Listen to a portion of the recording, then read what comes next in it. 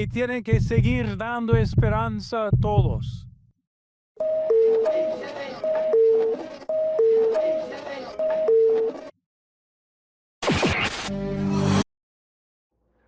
Un gran saludo para todas aquellas personas que están viendo en este momento este episodio, un episodio más de Diálogos, desde el Seminario Nacional Nuestra Señora de los Ángeles. El día de hoy tenemos una temática que, compartiendo un poquito desde lo personal, me entusiasma mucho, que es la figura de un santo de la iglesia, que es Santo Tomás de Aquino, un santo grandísimo, ¿verdad?, que ha influido muchísimo el pensamiento filosófico y teológico. Me atrevo a decir que es de los más importantes y que en buena parte es una base gigantesca para nuestra fe, para la fe de la iglesia, que nos ha permitido entender diferentes elementos de nuestra fe. Y para hablar de este tema tenemos hoy al padre Henrik Chacón, profesor de nuestro seminario. Él imparte aquí el curso de Santo Tomás 1 y 2 en el tercer año de la filosofía. Y bueno, el padre es doctor en teología dogmática y presentó su tesis doctoral precisamente respecto a Santo Tomás. Entonces tenemos hoy un invitado de lujo para este tema.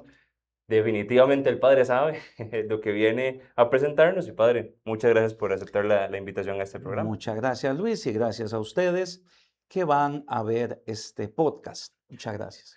Y bueno, algo me mencionó ahorita el padre y quisiera partir precisamente con esta pregunta. Padre, ¿cómo conoció usted a Santo Tomás? Partamos de ese elemento. Santo Tomás yo lo conocí por vía indirecta porque desde muy joven a mí lo que me interesó fue eso que sonaba Calcedonia. Fue un nombre que me interesó desde que lo comencé a leer cuando yo estudiaba en la universidad, antes de entrar a mi formación para llegar a ser sacerdote. Y este Calcedonia, que es el concilio ecuménico en el cual se hizo el dogma con respecto a la unicidad de la persona de Cristo, entonces me llevó a el tomo 11 de la Suma de Teología, que me recuerdo la primera vez que lo tomé, y desde ahí comencé, cuando tenía 18 años, desde ahí comencé a interesarme en este Santo Tomás. Porque Santo Tomás, ahí, en ese tomo 11 de la edición de las obras de la BAC, pues tiene la tercera parte de la Suma de Teología, donde se trata de la Cristología, y da la explicación acerca del cómo Cristo es uno. Y de este modo comencé mi andar con Santo Tomás. Y después el otro gran medio que yo tuve y que pues tantísimos aquí en Costa Rica tuvimos, fue la fortuna de tener como profesor, como guía en todo esto, al padre Vittorino Girardi, a Monseñor Vittorino Girardi, obispo emérito de Tilarán, quien pues es un egregio tomista y que a través de sus clases, a través de sus indicaciones, pues a lo largo de la formación en filosofía, yo aproveché y me adentré en Tomás. Fruto de esto, pues todos mis estudios después intenté que tuviesen un enraizamiento en Santo Tomás, donde terminé mi teología, bueno, aquí en la filosofía, donde terminé la teología y después posteriormente en la licencia y en el doctorado, pues todo giró alrededor de Santo Tomás. Entonces puedo decir que ha sido como un compañero de viaje en el camino de la vida y particularmente en el camino de la vida cristiana. Es decir, ha sido un pensador que me ha ayudado a mí también a forjar mi manera de vivir la fe cristiana. Claro. Bueno, cuando nosotros nos acercamos al pensamiento de un autor, a su obra, vamos también no solo conociendo propiamente ese pensamiento, sino también que a la persona, ¿verdad?, que escribe. Es difícil desligar la obra de su autor. Entonces, padre, ¿quién es Santo Tomás de Aquino?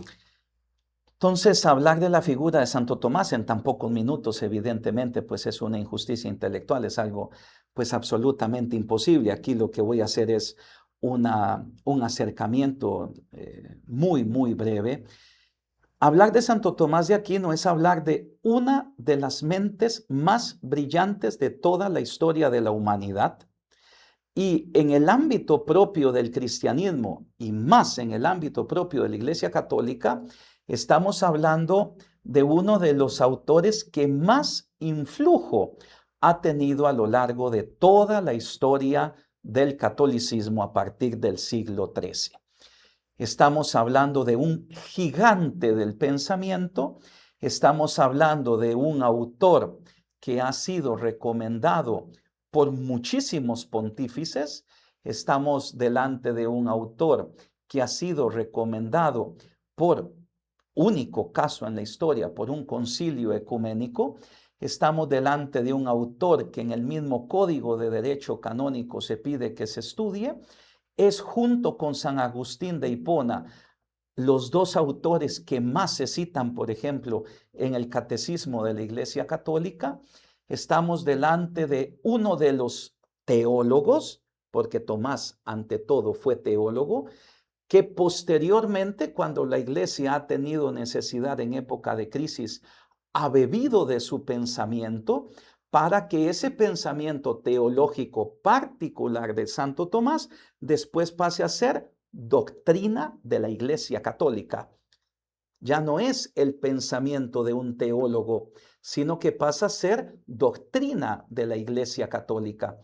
Por tanto, hablar de Santo Tomás es hablar de una de las personas que más ha influido en la concepción del entendimiento de la revelación que la Iglesia tiene hoy por hoy en muchos de sus aspectos.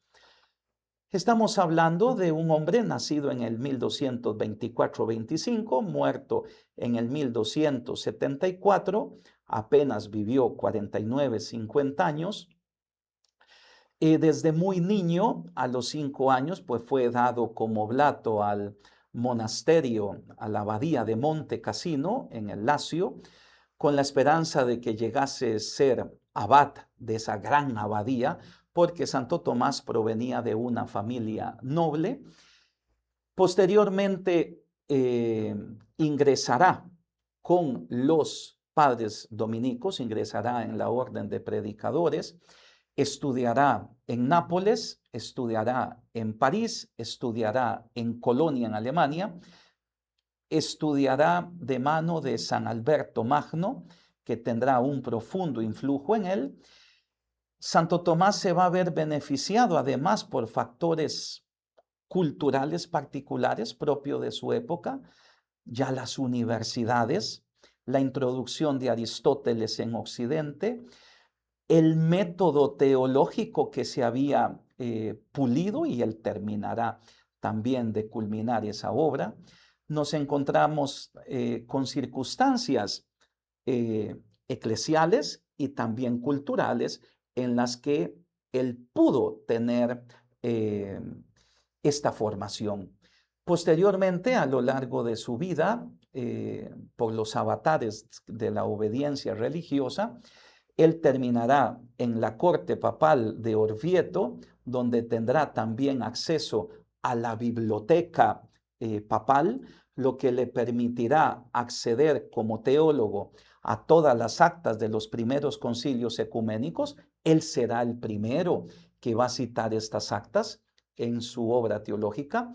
Luego tendrá acceso a toda la colección de los textos de los padres.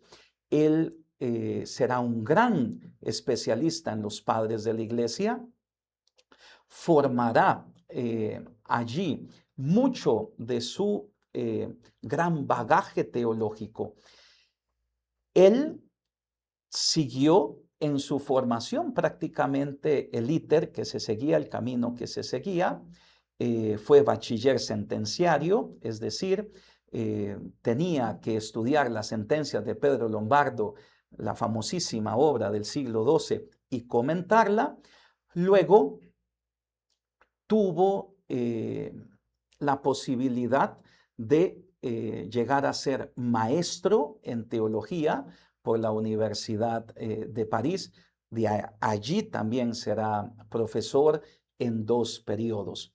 Entonces, Santo Tomás, ¿quién fue? Pues fue un hombre cuyo influjo en la iglesia pues llega hasta nuestros días. Santo Tomás es uno de estos autores que se leerán en la iglesia hasta el fin de los tiempos, junto con otros grandes como San Agustín, la misma Teresa de Lisieux, los otros grandes santos que han formado pues la mente católica, se llegará a leer hasta el final, puesto que la iglesia siempre ha vuelto a él en periodo de crisis. Y esto quizás es un aspecto también a remarcar. En modo particular quisiera señalar 2 momentos, el momento de la Reforma Protestante y el momento de la crisis racionalista en el siglo XIX. La Reforma Protestante en el siglo XVI, de manos de Martín Lutero, pues implicó un verdadero terremoto teológico en la Iglesia, donde se puso en crisis mucha de aquella teología que se enseñaba, puesto que se llegó a criticar y a negar pues, los fundamentos del dogma católico. ¿Qué se hizo en el Concilio de Trento? Un momento privilegiado donde brilló particularmente España, con la Escuela de Salamanca y con la Orden de Predicadores. Allí prácticamente la Iglesia bebió de Santo Tomás la doctrina que después Trento va a dogmatizar. Pienso, por ejemplo, lo fundamental de la doctrina de la justificación del pecador, la doctrina de los sacramentos, la doctrina de la transubstanciación y del sacrificio de la misa, etc. Y luego, ya en la crisis racionalista del siglo XIX, cuando la misma Iglesia tuvo que salir en defensa de la racionalidad del ser humano, también el Concilio Vaticano I va a beber de el pensamiento de Santo Tomás, y mucho de este pensamiento a nivel de la capacidad del hombre de alcanzar la verdad y cómo se conjuga fe y razón, cuáles son los medios para acceder al conocimiento divino, también pues van a llegar a ser ya postulados dogmas de la Iglesia. A partir de León XIII, prácticamente todos los pontífices lo han recomendado, en modo particular como ejemplo de cómo se conjuga este diálogo fe y razón. Si esto ya había sido sentado en San Alberto Magno, ahora con Santo Tomás de Aquino, pues nosotros tendremos las bases más sólidas para poder sustentar que Dios, quien es el creador de todo, y Dios, quien es el que se revela en su condescendencia para que conozcamos la verdad de la salvación, nos ha hablado. Y por ende nosotros accedemos al conocimiento de Dios a través del libro abierto de la naturaleza, como a través de su revelación. Muy bien. Bueno, Santo Tomás, ¿verdad? Que es un santo, como acaba de mencionar el padre, tan grande y tan complejo. Por supuesto que no lo vamos a poder abarcar ahorita en su totalidad. Y bueno, yo creo que nunca lo vamos a lograr abarcar en su totalidad. Es un santo que tenemos siempre muy presente en nuestro podcast, ¿verdad? Ustedes verán que siempre está la imagen de Santo Tomás aquí atrás. Casi siempre hay un tomo de la Suma Teológica de Santo Tomás aquí, precisamente por la relevancia para la historia del pensamiento, especialmente su influencia para nuestra iglesia. Y padre, tal vez en estos últimos minutos que nos quedan, ¿verdad? Nuevamente repito, ¿verdad? No vamos a poder abarcarlo totalmente, pero tal vez a la luz del magisterio de la iglesia, ¿verdad? ¿Cuál considera usted, que ha estudiado con tanta profundidad a Santo Tomás, que es el mayor aporte que hace él a la historia del pensamiento? Desde el punto de vista de lo que es el pensamiento católico, pero no solamente desde el punto de vista del pensamiento católico, sino desde el punto de vista de historia de la filosofía, el lugar único que tiene Santo Tomás, para resumirlo en estos 5 minutos que nos restan, pues es en modo particular la estructura del conocimiento humano, cómo conoce el hombre, luego la estructura metafísica del ser, el ser como acto, y luego el método propio de Tomás de filosofía y teología. Entonces, sintetizando a lo sumo, Santo Tomás, gracias a todo lo que él ya ha recibido de Alberto Magno, gracias a sus lecturas de Aristóteles y a su asimilación de Aristóteles, llega a concebir que el origen del conocimiento humano se halla en el conocimiento sensible. A partir del conocimiento sensible, va a venir el intelecto humano y va a ejecutar tres actos. El acto de abstraer la esencia de las cosas materiales, de formar los juicios a partir de los conceptos y con estos juicios poder formar los raciocinios. Es decir, el hombre es capaz de conocer la verdad.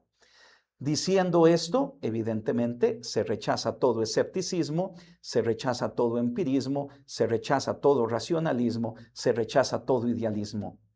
El hombre es capaz de conocer la verdad partiendo a partir de las cosas creadas, partiendo de las cosas que lo rodean.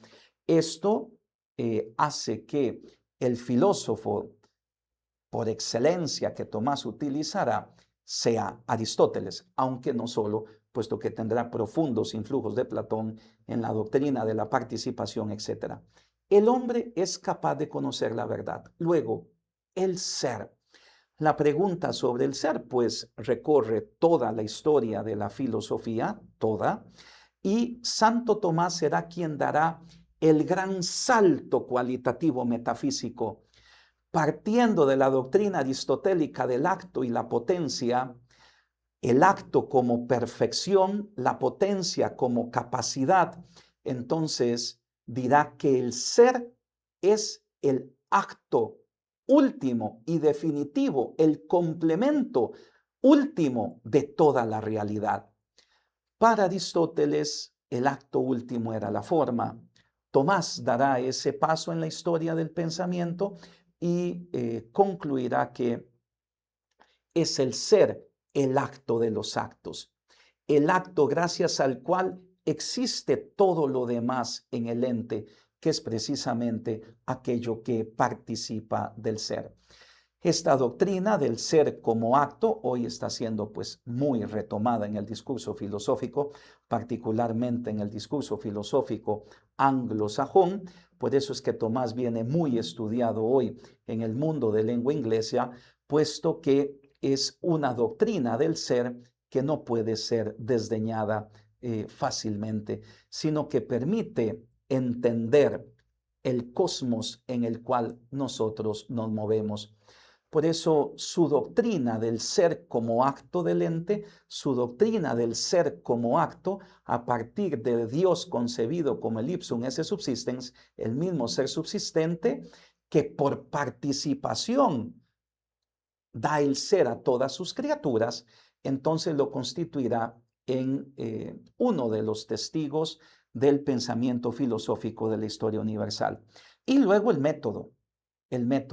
Siguiendo a San Alberto Magno, que ya había sentado las bases, él sabrá distinguir muy bien lo que es el ámbito de la filosofía y lo que es el ámbito de la teología, haciendo que la filosofía se base toda ella a partir de la luz natural de la razón, es decir, todo se va a entender a partir de las causas últimas, que ese es el método filosófico, el conocimiento a partir de las causas, y en teología a partir de la revelación. Puesto que, siguiendo a su maestro Alberto, sabe muy bien que la teología, que es la ciencia de la fe de la Iglesia, pues tiene precisamente como principios de su saber científico los principios revelados, por ejemplo, encarnación, Trinidad, gracia, iglesia, sacramentos, acto redentor o justificación del pecador, etcétera, etcétera, la creación, etcétera, y lo que ya la iglesia en su magisterio ha definido, que en ese momento pues se determina como artículos de fe. Bien, hemos tenido una leve pincelada, ¿verdad? Como ya hemos mencionado otra vez, ¿verdad? Del pensamiento de Santo Tomás, de Santo filósofo, teólogo tan importante para nuestra fe y para la misma historia de la filosofía y la teología. Le damos gracias al Padre Henry por Gracias por la aceptar la invitación. invitación. Y bueno, ustedes que ven y oyen este podcast en las diferentes plataformas, en Facebook, en YouTube y en Spotify, muchas gracias por acompañarnos en este episodio. Ojalá puedan darle me gusta, comentar y compartir la publicación para que este esfuerzo de parte de la dimensión intelectual del Seminario Nacional llegue a más personas. Siga dialogando con nosotros. Hasta luego. Gracias.